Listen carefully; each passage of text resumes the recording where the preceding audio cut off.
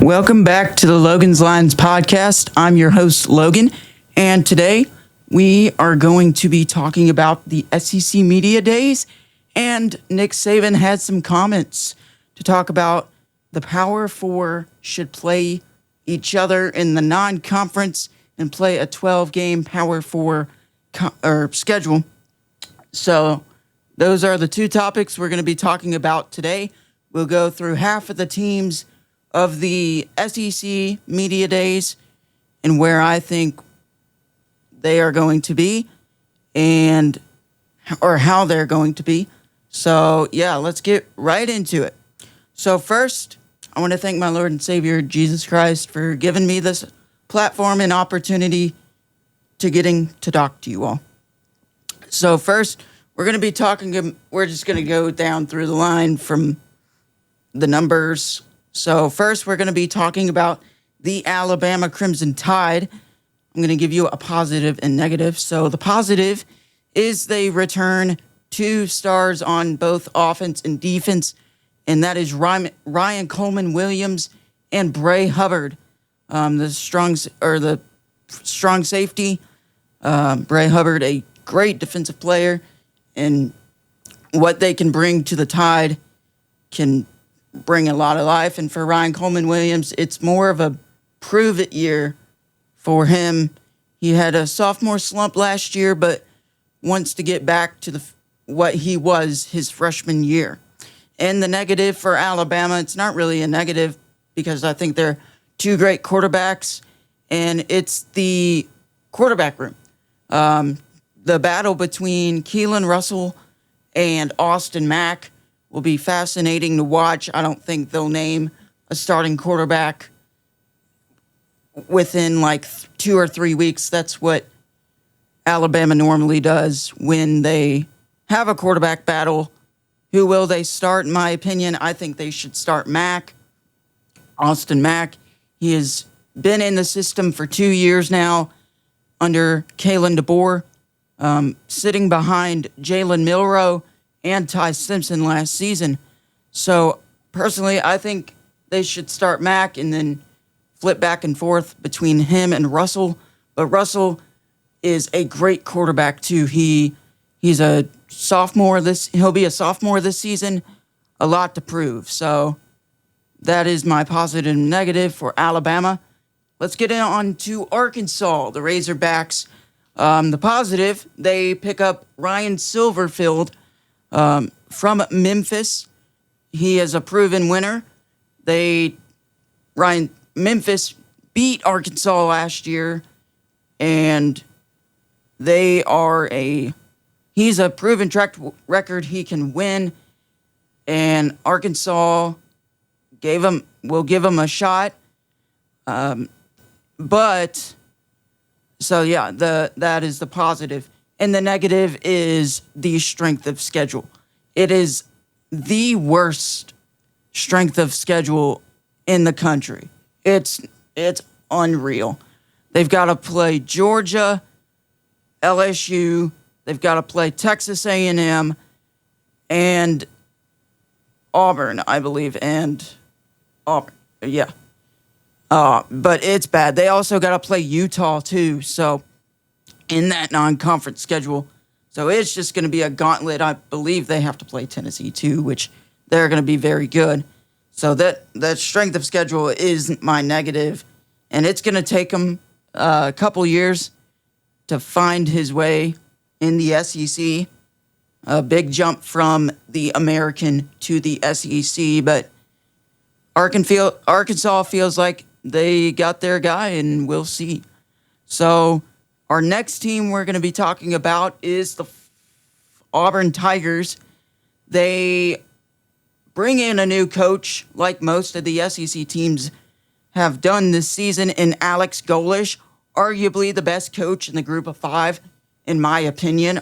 He had a great season with South Florida last year, taking him to a 10-3 season, beating Florida on the road. So that is a very good win. And he comes to Auburn with excitement for the Tigers. I think This is the first exciting season that Auburn really has to look forward to since the Gus Malzahn days and what have you. But Auburn's got a new coach, and he brings star quarterback from last season over from South Florida, Byron Brown, who absolutely just dominated their opponents last season. He was the best of the best in the American Conference. And they're negative. Oh, and they also bring back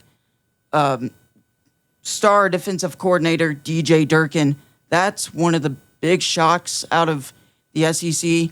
He did a fantastic job as the defensive coordinator, and then he took over as the interim head coach for the last 3 games after they fired Hugh Freeze. But they bring back DJ Durkin, and that is a huge positive.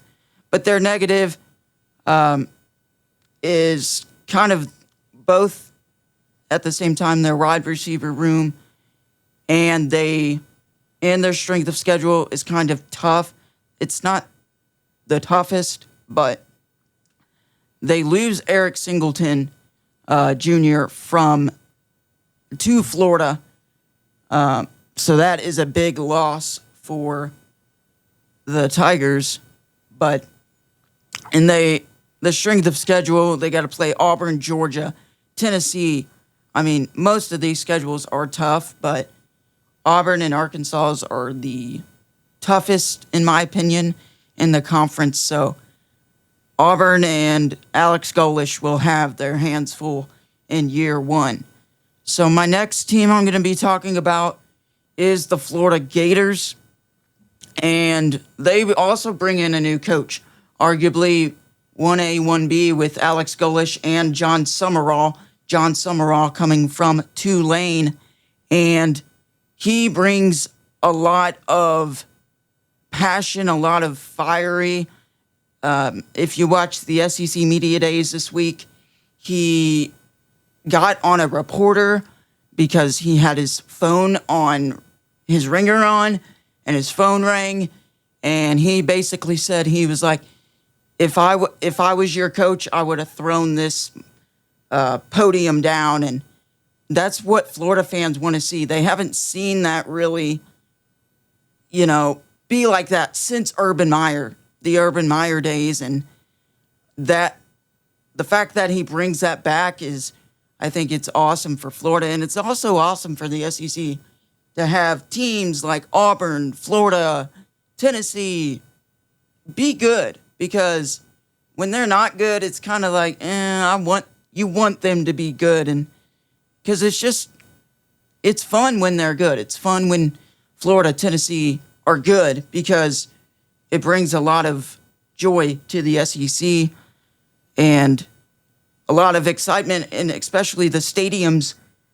When you're bad, of course, you're going to be down or whatever or whatnot. But for those 3 teams, or the 2 teams, Auburn and Florida, those are the 2 teams I'm most excited about this season. Will they live up to my expectations? We will see. So my next team and my last team I'm going to be talking about for today's SEC. I'm going to do the other half next week, and that is the Kentucky Wildcats. They bring in new head coach Will Stein, the offensive coordinator from Oregon, a former Kentucky quarterback, and he's got a schedule on his hands as well. But for him, they bring in a star, not a star yet, but potentially a star quarterback in Kenny Minchie from Notre Dame and flipped from Nebraska to Kentucky. But he's supposed to be really good. We will see how he is. They'll find out quickly when they host Alabama in week 2, so that should be a fun one. And also, their strength of schedule is pretty tough too. They've got to play Alabama and A&M back-to-back games, and they've also got to play your Georgia, your Tennessee, those teams this season. So that's one of my biggest. Hopefully, Kentucky can get right back on the saddle from where they left off from Mark Stoops a couple of years ago after they fired him after last season. So that is the half of the SEC.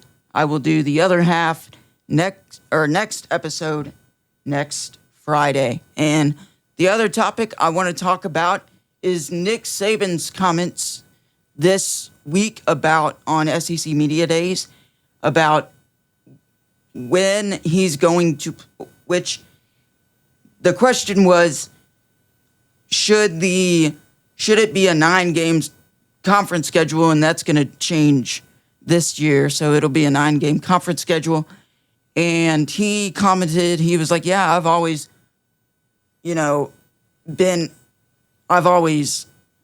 talked about, this league going to a 9-game conference schedule. And also he said that on the non-conference side of it, they should play a Power 4 team every game. So in the non-conferences, they should play like Michigan State, a team from the Big Ten, a team from the Big 12, and the team from the ACC. So we'll see where that goes, and obviously every SEC team should do that. My comments are, I like his comment, but what are they going to do about the small teams, the Chattanoogas of the world? No disrespect to Chattanooga, but they're just not as good as the competition. But my point is, the Chattanoogas get paid by the bigger schools like Alabama, Ohio State to play them to get destroyed, pretty much. So that's my thing. I think that's the only setback for that comment. Outside of that, I love it. I think every game should be tough. No powder puffs. I mean, you can play like a Northwestern or a Minnesota every now and then, but I think they should be playing every Power 4 games as well. But will they ever do that? Probably not, because of those smaller schools that need to get paid, and that's their whole paycheck of the whole school year is to go to Chattanooga, to go to Alabama and get paid while they get beat really bad. But that's kind of my thoughts on that subject. We are, after these media days, we are about a month away from the college football season. If you all like this video, tune in, and we will be doing this every Tuesday and Friday during the season.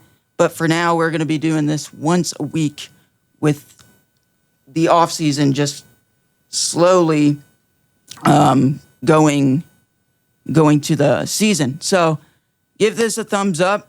Hope you all enjoy it. And my name is Logan, and you've been watching the Logan's Lines podcast, and God bless.